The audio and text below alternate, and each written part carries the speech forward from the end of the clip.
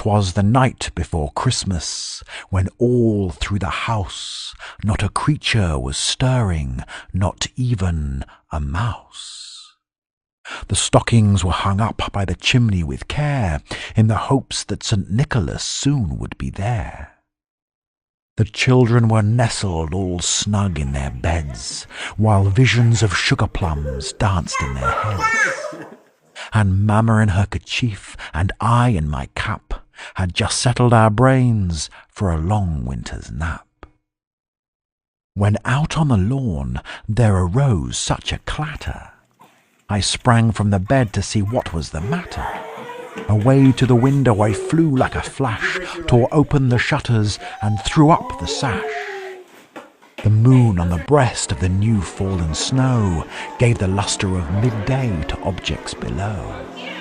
When, what to my wondering eyes should appear, but a miniature sleigh and 8 tiny reindeer.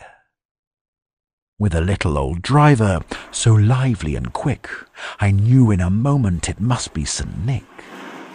More rapid than eagles his coursers they came, and he whistled and shouted and called them by name. Now Dasher, now Dancer, now Prancer and Vixen, on Comet, on Cupid, on Donder and Blitzen, to the top of the porch, to the top of the wall. Now dash away, dash away, dash away, all. As dry leaves that before the wild hurricane fly, when they meet with an obstacle, mount to the sky. So up to the housetop the coursers they flew, with the sleigh full of toys, and St. Nicholas too. And then, in a twinkling, I heard on the roof the prancing and pawing of each little hoof.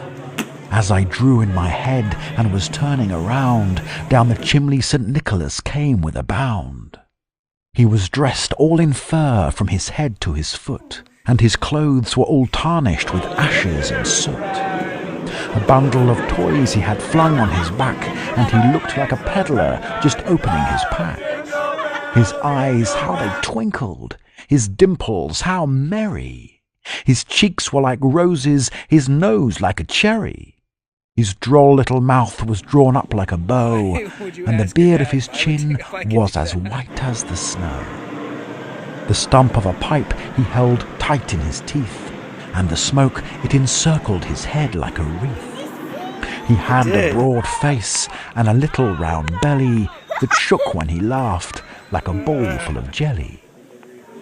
He was chubby and plump, a right jolly old elf, and I laughed when I saw him in spite of myself. A wink of his eye and a twist of his head soon gave me to know I had nothing to dread. He spoke not a word, but went straight to his work, and filled all the stockings, then turned with a jerk, and laying his finger aside of his nose, and giving a nod, up the chimney he rose. He sprang to his sleigh, to his team gave a whistle, and away they all flew like the down of a thistle. But I heard him exclaim ere he drove out of sight, "Happy Christmas to all, and to all a good night."